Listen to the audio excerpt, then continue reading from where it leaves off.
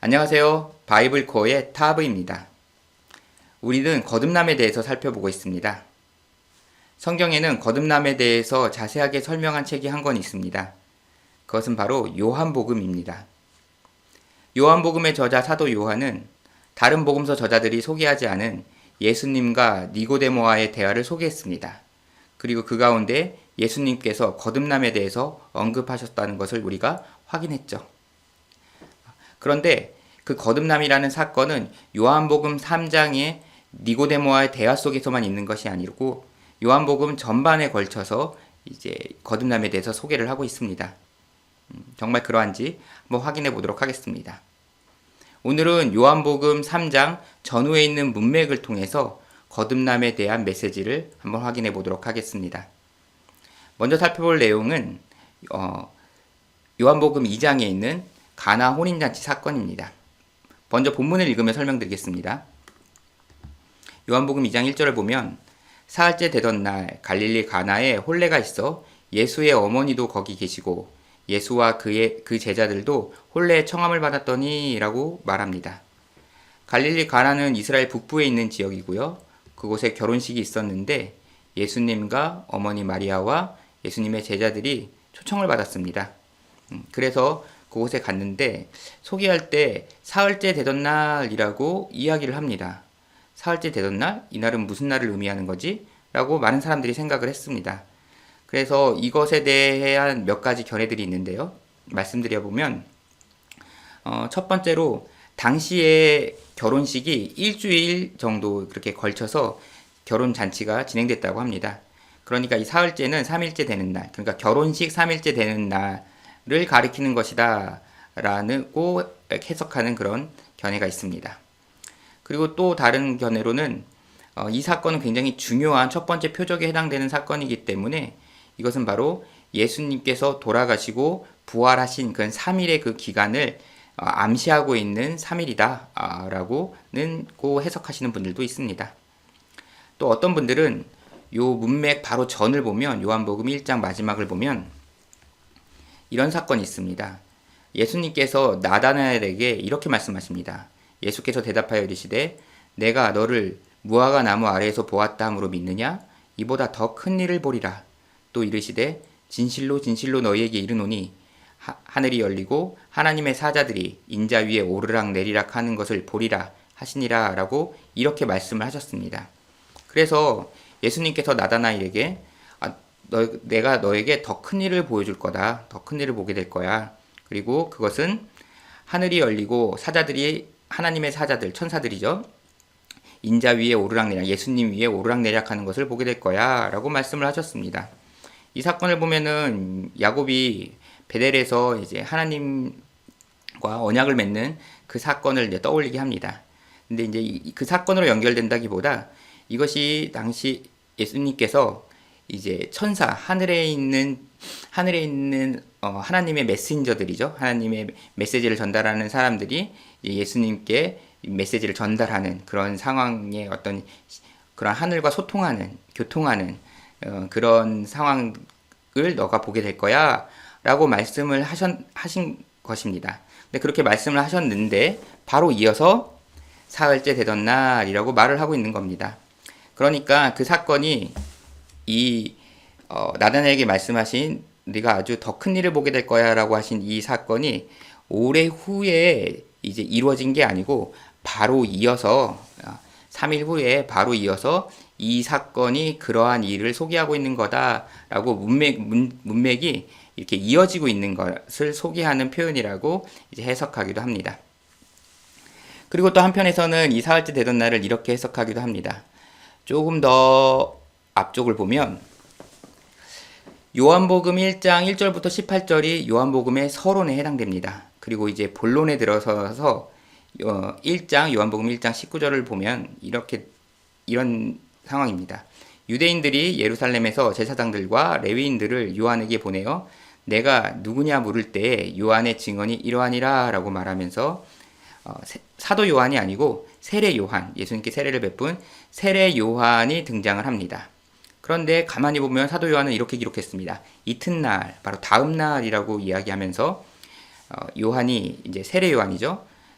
요한이 예수께서 자기에게 나오심을 보고 이르되라고 말합니다. 그래서 예수님께서 세례 요한에게 찾아가셨는데 세례 요한은 예수님을 이분은 바로 하나님의 어린 양입니다라고 증언을 했습니다.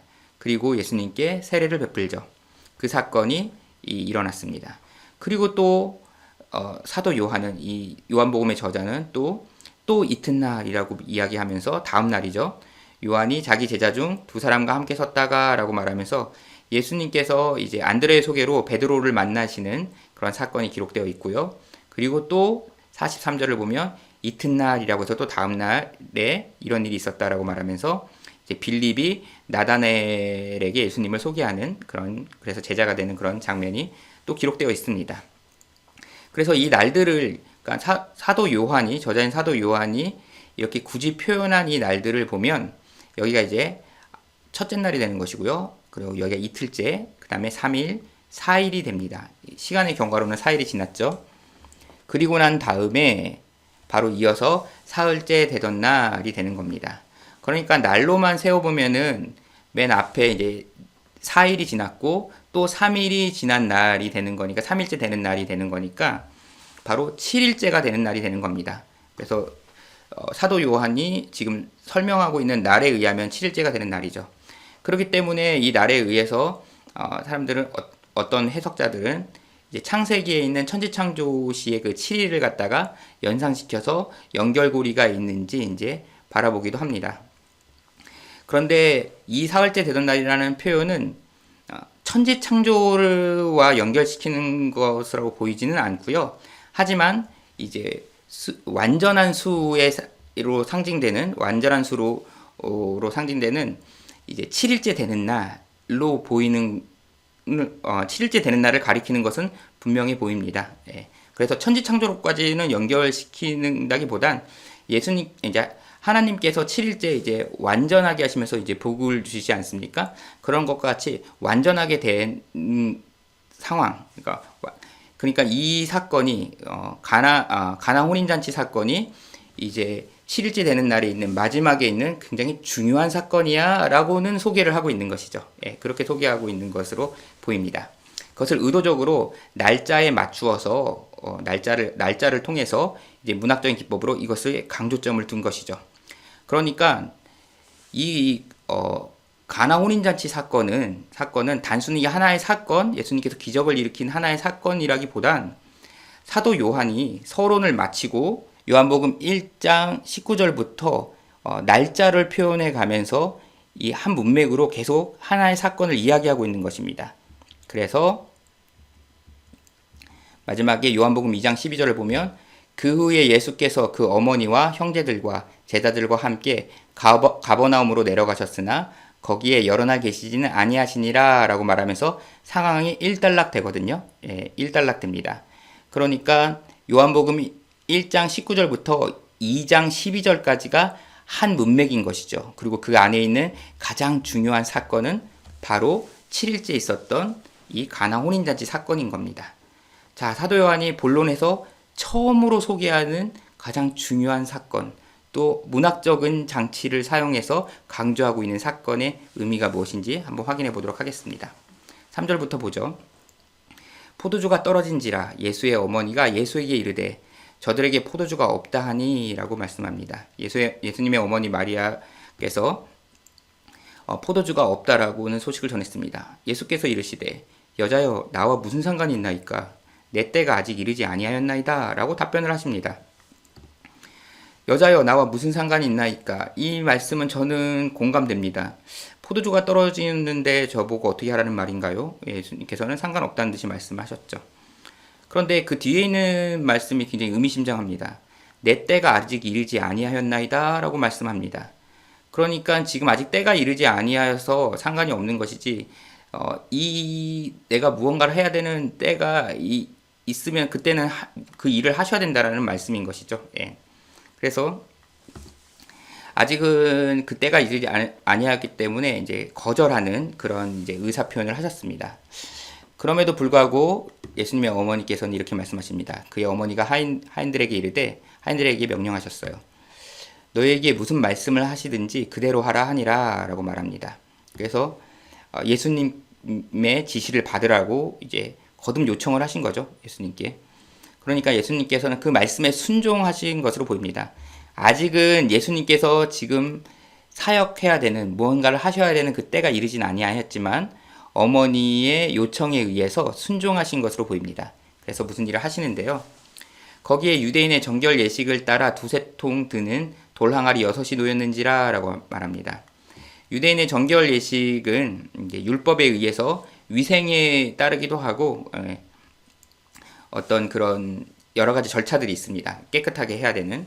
그러기 위해서 물을 항상 구비하고 있었는데 두세 통 드는 이란 얘기는 두세 통, 당시에 어떤 그 물을 담는 어떤 그런 단위인 것 같습니다. 2번, 3번 정도 담으면 되는 그런 항아리, 물로 2번이나 3번 정도 담으면 되는 그런 항아리가 6개가 놓여 있었다라고 이야기를 합니다.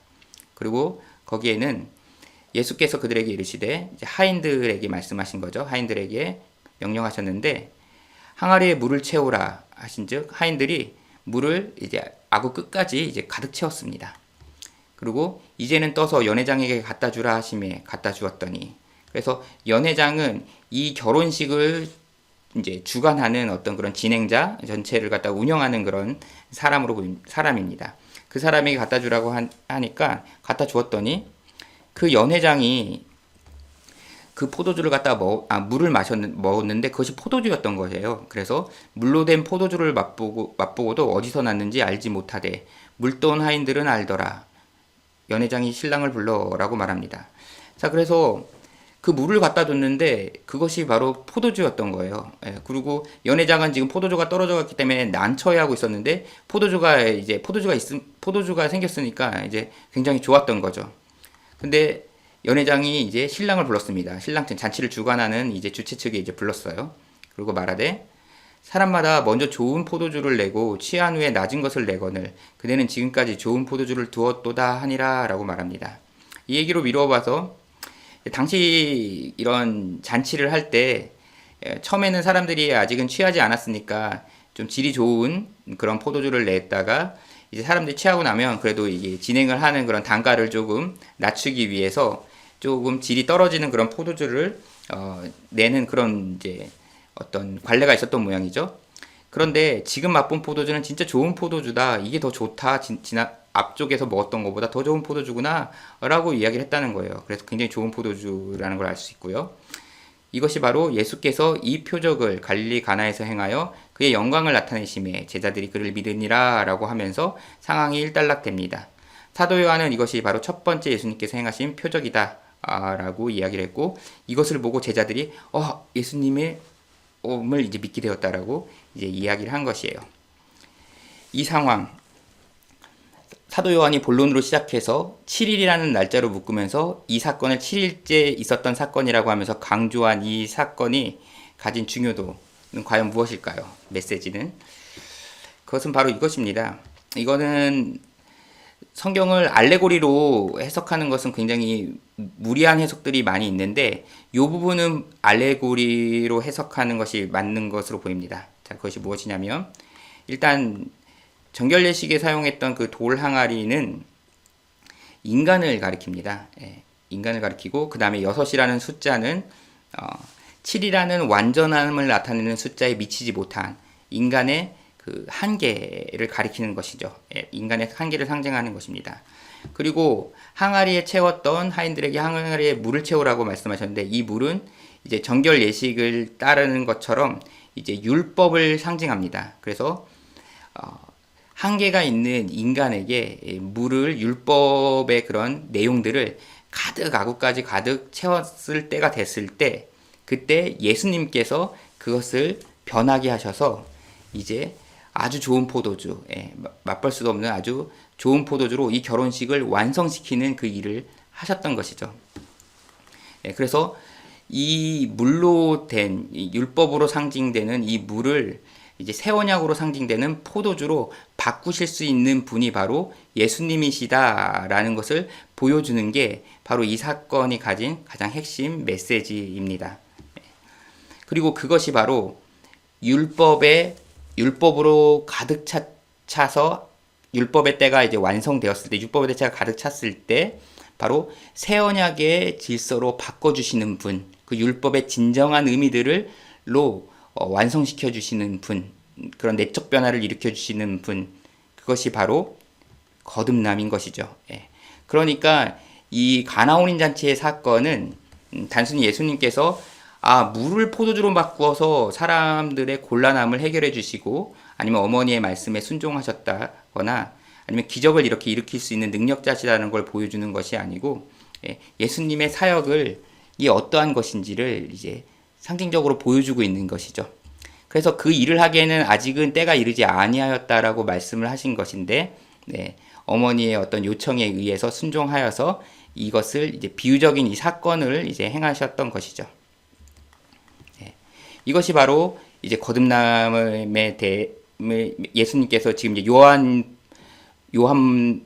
복음이 이제 서로 본론에 들어가서 이제 처음으로 소개하는 사건, 이 요한복음 전체를 이끌어 나갈 가장 중요한 처음으로 던진 화두가 되는 이 사건이 바로 거듭남의 메시지를 담고 있는 물을 포도주로 변하게 한 사건인 것입니다.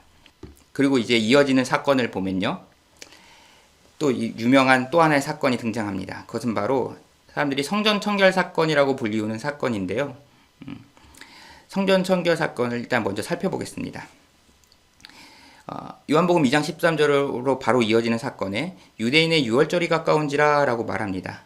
여기서 유월절을 이제 유대인의 유월절이라고 표현한 것으로 보아서 이 글을 읽을 사람들이 이제 유대인들이 아니고 이방인들이 다수였던 것 같습니다. 그래서 유대인의 유월절이라고 이야기를 했고, 그 다음에 예수께서 예루살렘으로 올라가셨더니 이제 유월절을 지내시기 위해서 예루살렘으로 예수님께서 가셨는데 성전 안에 소와 양과 비둘기 파는 사람들과 돈 바꾸는 사람들이 앉아있는 것을 보시고 라고 말씀합니다. 이 사람들이 어떤 사람들이냐면 이제 소와 양과 비둘기 파는 사람들은 소와 양과 비둘기는 이제 성전 제사 드릴 때 제물이 되는 존재들입니다. 그런데 유월절처럼 이제 유대 남자들이 이제 예루살렘 성전으로 모여야 되는 때에 인근에 사는 사람들은 제물로 드릴 소나 양과 비둘기를 가지고 올 수 있는데 이제 먼 지역에 사는 사람들은 가지고 오는데 좀 문제가 생길 수 있습니다. 오다가 다치면은 흠이 있기 때문에 제물로 드릴 수가 없거든요. 그래서 율법에는 그런 경우에는 불가피한 경우에는 이제 돈으로 가지고 와서 인근에서 이제 이 제물이 될 존재를 사서 제물을 사서 이제 제사를 드리는 것을 허용하고 있습니다. 그러니까 그런 사람들을 위해서 이제 소나 양과 비둘기를 이제 파는 것이죠. 뭐 율법에서 허용한 것이기 때문에 크게 문제가 돼 보이지는 않습니다. 그리고 돈 바꾸는 사람들은 어떤 사람들이냐면 성전세가 유대의 성인 남자들에게는 이스라엘 성인 남자들은 성전세를 내야 됩니다. 성전세는 이제 반세겔인데요. 그것을 이제 성전에 드리는 제사이기 때문에 자신들의 화폐로 이제 이제 성전세를 내야 되는 겁니다. 그런데 당시에는 뭐 로마의 식민지이기도 했기 때문에 로마 돈도 있고요. 인근에 있는 다양한 그런 문화권에 있는 그런 다양한 돈들이 있었습니다. 그런데 거룩한 성전세를 그런 돈들로 낼 수는 없는 것이거든요.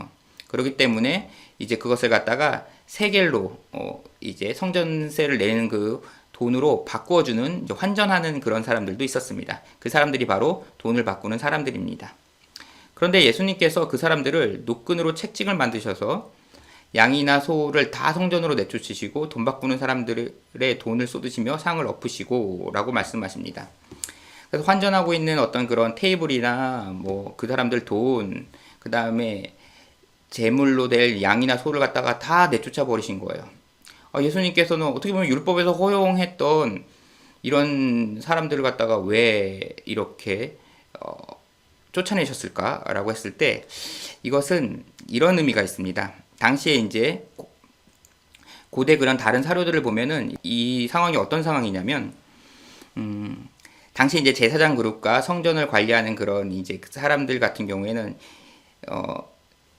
흠이 있다라고 판결을 받으면은 제물로 드릴 수가 없었습니다. 그래서 자기네 어떻게 보면 이제 상인들과 결탁한 상인들과 함께 불합격 사람들이 직접 제물을 드리기 위해서 가져온 제물이 있으면 그건 불합격 처리를 합니다. 그러니까는 제사장들이 허용한 어떤 그런 이제 동물들을 파는 사람들한테 사가지고 왔었을 때 이제 오케이 사인을 한 거죠. 성전에서 그것은 제물로 사용할 수 있다라고 한 겁니다. 그래가지고 그런 소나 양과 비둘기를 파는 사람들이 이제 제사장과 결탁된 사람들이 따로 있었고 그 사람들은 웃돈을 얹어서 이 동물들을 팔았습니다. 그렇기 때문에 그런 어떤 카르텔이 형성돼 있었던 거죠. 그렇게 된 상태였고요. 그리고 환전을 해주는 이 사람들도 그것을 이용해서 수수료를 갖다가 과하게 챙겼습니다. 예. 성전세를 내기 위해서 환전을 할 때 과한 이제 환전 수수료를 갖다가 받았죠. 그래서 완전히 장사 상권이 형성돼 있었던 겁니다. 그렇기 때문에 예수님께서 이 그런 성전 안에서 장사하는 그런 무리들을 갖다가 다 이제 쫓아내셨던 것이죠. 그래서 이것을 갖다 성전 청결 사건이라고 부르고 있습니다. 계속 이어서 보겠습니다. 비둘기 파는 사람들에게 이르시되 예수님께서 이것을 여기서 가져가라. 내 아버지의 집으로 장사하는 집을 만들지 말라라고 말씀하십니다. 이렇게 장사하지 마라. 장사하는 집, 성전이 장사하는 집이냐라고 이제 말씀하신 것이죠. 그때 제자들이 성경 말씀에 주의 전을 사모하는 열심이 나를 삼키리라 한 것을 기억하더라라고 말씀하셨습니다. 이 주의 전을 사모하는 열심이 나를 삼키리라는 시편 69편에 있는 다윗의 시에 있는 내용입니다. 그래서 그 시편 말씀이 예언으로 주어졌던 것이고 그 예언을 이루신 것이구나 라는 것을 제자들이 떠올렸던 것이죠. 그리고 이어서 이에 유대인들이 대답하여 예수께 말하기를 내가 이런 일을 행하니 무슨 표적을 우리에게 보이겠느냐 라고 물어봅니다. 이게 무슨 얘기냐면 유대인들이 예수님께서 완전 성전에서 자기네들이 전통적으로 하고 있었던 이런 관례가 되는 어떤 이런 것들을 갖다가 다 이제 부정하시니까 당신이 뭔데 이런 일을 한단 말입니까? 당신이 하나님의 사람이라면 이런 일을 할 수 있는 그런 증거를 한번 보여보라고 이렇게 이제 따지고 들었던 것이죠. 그때 예수께서 대답하여 이르시되 너희가 이 성전을 헐라 내가 사흘 동안 일으키리라 라고 말씀하십니다. 너희가 이 성전을 다 부순다면 내가 3일 만에 이 성전을 다시 세우는 그런 일을 할 건데 그게 바로 표적이 될 거야 라고 말씀하셨습니다. 그랬더니 유대인들이 대답합니다. 이 성전은 46년 동안 지은 거야. 그런데 네가 3일 동안에 이 성전을 세우겠다고? 라고 하면서 어이없어 합니다. 그랬더니 이제 이후에 제자들은 이제 이 말씀이 무슨 의미인지 깨닫게 됐어요. 그게 뭐냐면 그러나 예수는 성전인 자기 육체를 가리켜 말씀하신 것이다 라고 합니다. 그래서 죽은 자 가운데서 살아나신 후에야 이제 부활하신 후에야 이 3일이라고 말씀하셨던 것이 바로 십자가에서 돌아가시고 3일 후에 부활하신 일을 통해서 이 사건이 바로 성전을 다시 짓겠다라고 하신 게 이것이었구나 라는 것을 제자들이 이 말씀하신 것을 기억하고 성경과 예수께서 하신 말씀을 믿었더라 라고 하면서 상황이 일단락됩니다. 자, 그런데 여기서 우리가 한번 생각해 봐야 될 내용이 있습니다. 그것이 무엇이냐면 다른 복음서에는 이 성전 청결 사건 이 사건이 예수님께서 마지막에 십자가에 돌아가시기 전에 유월절을 지내시기 위해서 들어가셨을 때 발생한 사건으로 설명하고 있습니다. 그러니까 각 복음서에는 후반부에 이 사건이 기록되어져 있죠. 그런데 요한복음에는 이 사건이 아주 초반부에 요한복음 2장에 벌써 등장합니다. 그리고 요한복음을 가만히 살펴보면 유월절이라는 언급이 3번 나오거든요. 근데 그 유월절이라는 언급이 3번 나오는데 첫 번째로 언급된 이 상황 가운데서 이 사건을 지금 소개하고 있는 거예요. 그렇기 때문에 일단 이 사건이 왜 이렇게 앞쪽에 이렇게 있을까? 이게 뭐지? 라고 많은 사람들이 이제 궁금해했습니다. 그것에 대해서도 여러 가지 그런 견해가 있는데요. 잠깐 소개해 보자면 일단 성경을 문자적으로 그대로 믿는 분들 같은 경우에는 예수님의 공생애가 3년이었고 그리고 유월절이 여기선 첫 번째 유월절에 있었던 사건을 요한이 기록을 한 것이고 그리고 세 번째 유월절에도 이와 동일한 사건이 있었는데 그것을 이제 마태와 마가와 누가가 그 사건을 기록을 한 것이다. 그러니까 이 사건은 실제적으로 2번 있었던 사건이다 라고 이렇게 모든 사건을 갖다가 이제 성경에 기록된 모든 내용들을 갖다가 그대로 이제 텍스트 그대로 받아들이시는 해석이 있습니다. 그런데 저는 그렇게 보이지는 않고요. 요한복음 우리가 예수님의 공생애를 이제 3년에서 3년 반 정도라고 얘기하지 않습니까? 길게 보시는 분들은 이제 4년에서 4년 이상으로 보시는 분들도 있습니다.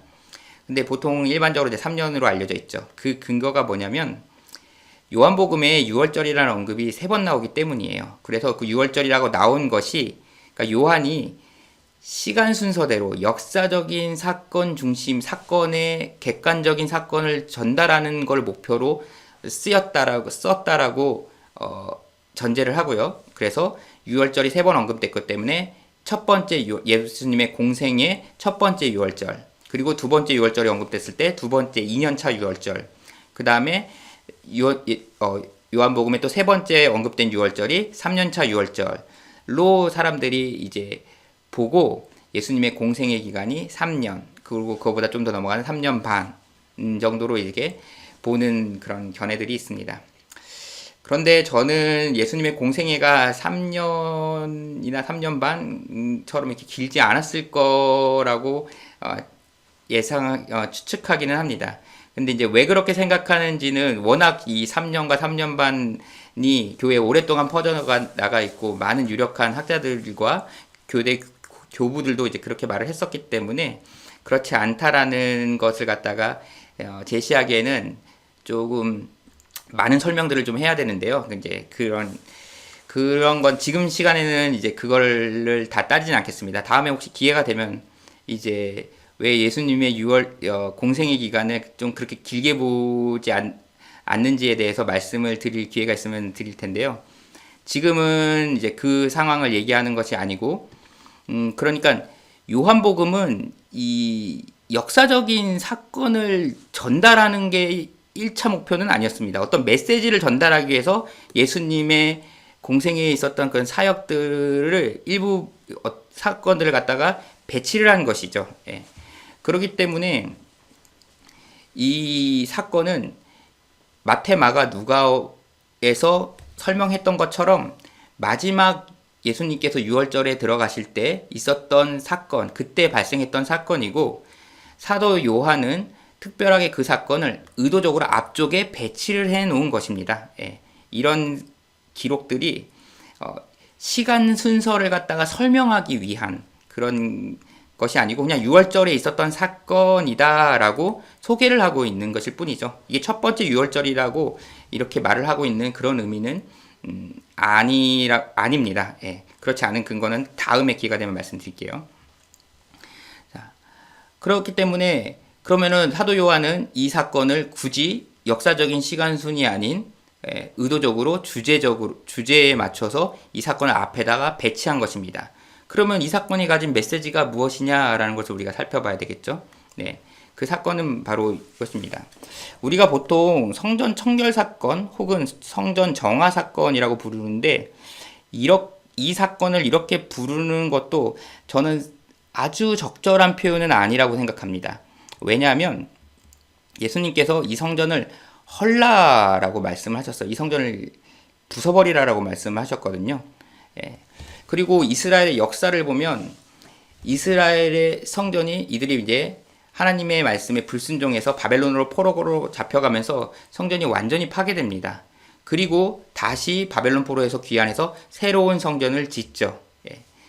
이스라엘의 역사를 보면은 이스라엘이 하나님의 말씀에 불순종해서 성전을 갖다가 새롭게 청소를 한 다음에 청결하게 한 다음에 다시 거기 성전을 한 게 아니라 완전히 파괴되고 그리고 거기에 새로운 성전을 짓게 됩니다. 그리고 에스겔서를 보게 되면 여호와의 영광이 하나님의 영광이 성전을 떠나시죠. 그리고 성전에 다시 돌아오시는데 이제 에스겔 후반부에 이제 여호와의 영광이 다시 돌아오시는데 그 떠났던 성전에 돌아오신 게 아니라 에스겔이 본 환상 가운데 본 새로운 성전이 지어지고 그 새로운 성전에 여호와의 영광이 돌아오십니다. 그렇기 때문에 이것은 성전을 청결하게 깨끗하게 하시는 그런 상황이 아니고 성전을 갖다가 허물어 버리시는, 부정하시는, 예수님께서 지금 이 성전을 부정하시는 사건입니다. 예, 파괴되는 사건이죠. 청결보다는 성전 부정 사건, 성결 파괴 사건, 뭐 오히려 이런 의미가 더 가까운 것 같습니다. 그래서 새롭게 깨끗하게 해가지고 다시 사용하는 게 아니고 아예 파기해버리고 새롭게 지으시는 것이 이스라엘의 역사 가운데 에스겔의 환상 가운데 있었던 것이니까요. 그리고 예수님께서도 직접 헐으라고 말씀하셨으니까요. 그리고 헐고 새로운 육체를 지었는데 전혀 새로운 성전인 거죠. 예, 사람의 육체를 가리키는 그것이 바로 성전이다라고 말씀을 하신 것이에요. 그래서 이 성전의 개념이 건물에서 이제 인간의 육체로, 인간의 육체 안에 하나님의 영이 함께 하시는 그것이 바로 모형인 건물 성전이 모형으로서 가졌던 건데 그것의 실체가 바로 인간에게 하나님의 영이 함께하는 존재가 된 것, 그것이 바로 진정한 성전이다라는 그런 개념으로 예수님께서 스스로를 통해서 설명을 해주신 사건인 거죠. 그런데 이 내용이 바로 가만히 보면 성전은 하나님의 영이 임재하는 곳인데 그것은 이제 건물이 아니고 그것이 바로 예수님을 비롯한 인간이 되는 것이다 라고 말씀을 하시는 것이기 때문에 하나님의 영이 함께하게 된 인간, 그것이 바로 거듭난 자가 되는 것이죠. 거듭남이죠. 그러기 위해서 거듭남을 말씀하시기 전에 이 성전이 건물의 성전이 아니고 이제 새롭게 되어지는 인간에게 임하는 그런 하나님의 영, 비로소 바뀌는 그런 성전을 설명하기 위해서 이 성전 사건을 예수님의 성전 사건을 초반부에 가져와서 설명을 하고 있는 것입니다. 거듭남에 대해서 설명하고 있는 것이죠.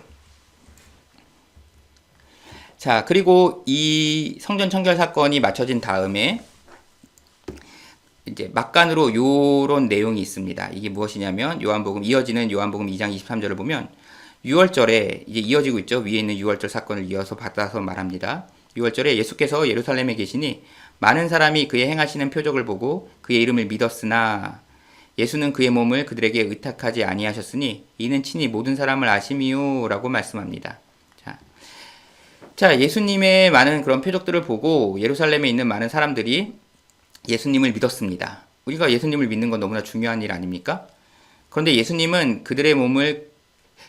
자신을 그들에게 의탁하지 않으셨다라고 말하고 있는데 그 의탁으로 번역된 그 헬라어 원어는 피스티오입니다. 이 피스티오는 믿었다라는 단어, 위에 있는 믿었으나라는 단어와 동일한 단어인데요. 이 피스티오는 이제 믿었다는 이제 동사형입니다. 믿음에 대한 동사형입니다. 그렇기 때문에 사람들은 예수님을 보고 믿었습니다. 우리가 예수님을 믿는 것은 너무나 중요한 일이지 않습니까? 그런데 예수님은 사람들을 믿지 않으셨습니다. 믿음이 너무나 중요한 것인데 그것을 갖다가 예수님은 받아들이지 않으신 것이죠. 그러면서 또 사람에게 대하여 그렇게 설명합니다. 또 사람에 대하여 누구의 증언도 받으실 필요가 없었으니 이는 그가 친히 사람의 속에 있는 것을 아셨음이니라 라고 설명을 합니다. 그러니까 그들이 믿는 그 본심, 믿음의 그 실체가 온전한 것이 아니었던 것이죠. 그렇기 때문에 예수님께서 그 사람들의 속에 있는 것이 무엇인지 아셨기 때문에 그들을 믿지 않으셨다라고 이야기를 하고 있는 겁니다. 왜 이런 상황이 발생했을까? 라고 했었을 때 바로 사람들을 믿지 않으시는 사람들이 예수님을 믿고 따랐던 그런 사람의 대표 인물을 등장시킵니다. 그것이 바로 이어지는 요한복음 3장 1절에 바로 니고데모입니다. 그래서 바리새인 중에 어떻게 보면 율법을 지키기에 힘쓰는 바리새인 중에 니고데모라고 하는 사람이 있는데 유대인의 지도자, 어떻게 보면은 신앙인들 중에 최고의 반열에 속하는 사람이죠.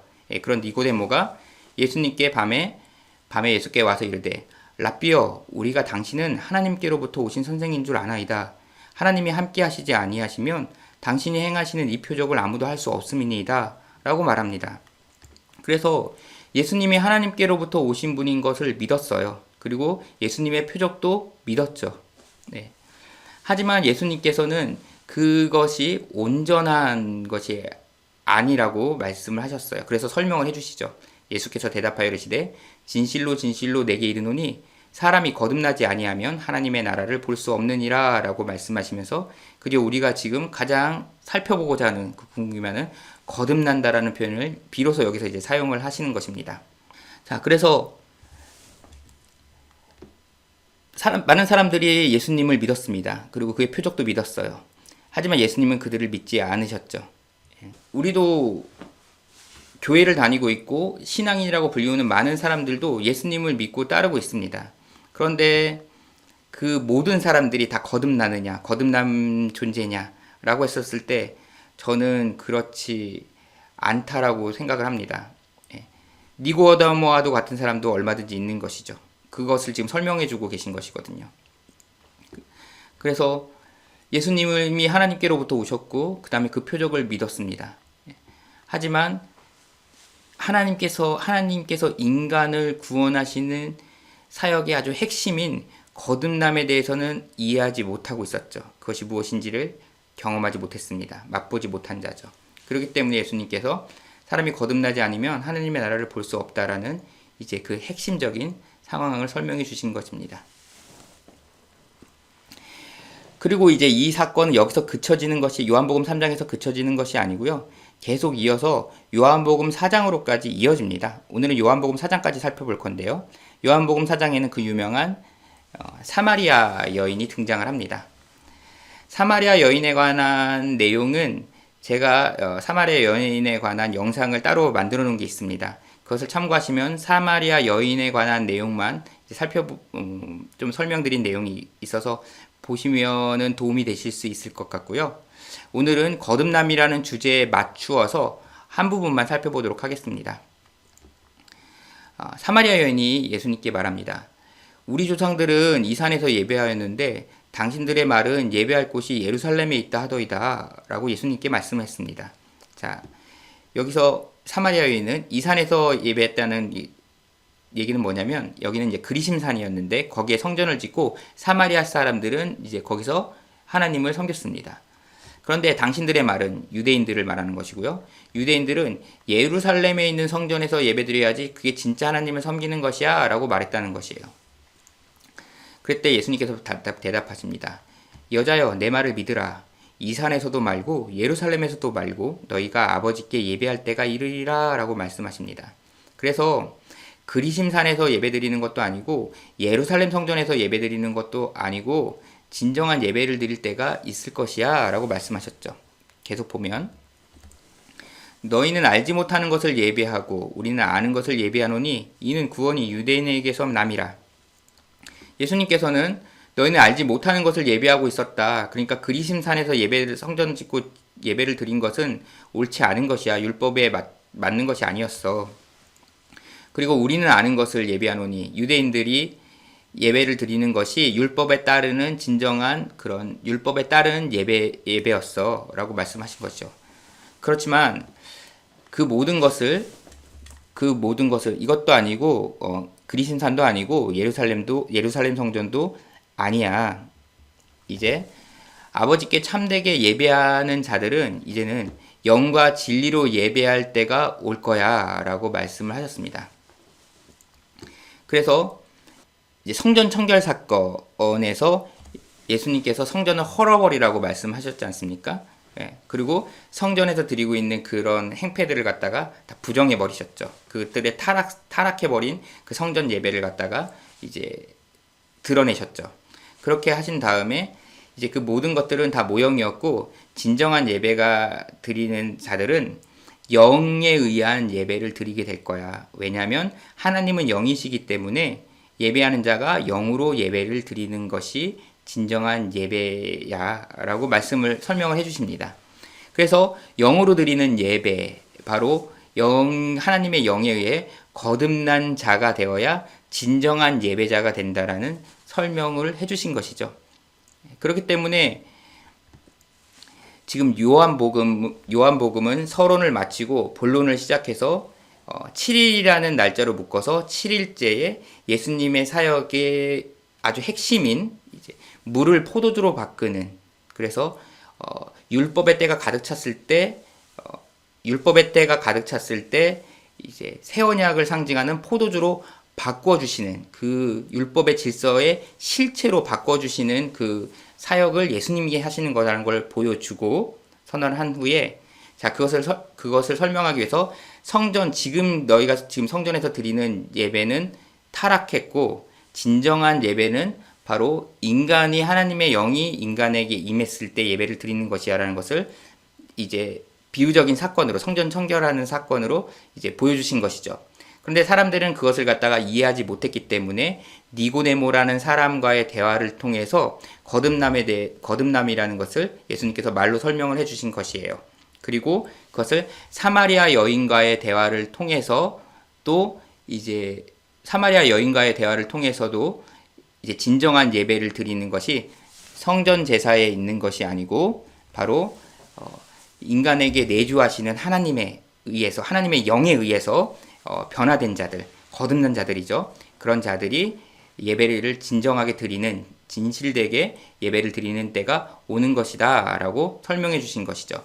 그래서 요한복음 4장까지가 요한복음 3장만 거듭남을 설명하는 것이 아니고, 요한복음 1장 본론부터 시작해서 요한복음 4장까지가 바로 거듭남에 대해서 이제 설명해 나가고 있는 과정인 것입니다. 그 가운데 요한복음 3장에서 예수님께서 직접 이제 워딩을 거듭남이라고 해주신 것이죠. 그래서 이제 사도 요한은 이러한 예수님의 메시지를 깨닫고 이 사건을 의도적으로 이렇게 배치를 한 것입니다. 그래서 이제 앞쪽에 예수님의 우리들에게 설명해 주기 위해서 우리들이 깨달을 수 있도록 그 사건을 이제 배치를 한 것이죠. 그래서 성전 청결 사건이 앞쪽에 배치되어 있는 것이고요. 이후에 요한복음에는 또 거듭남에 대한 내용들이 있는데요. 그것은 이제 다음 시간에 살펴보도록 하겠습니다. 오늘은 요한복음 3장 전후 문맥을 통해서 예수님께서 지금 요한복음이 거듭남에 대해서 설명하고 있는 상황을 확인해 보았습니다. 긴 시간 시청해 주셔서 감사합니다.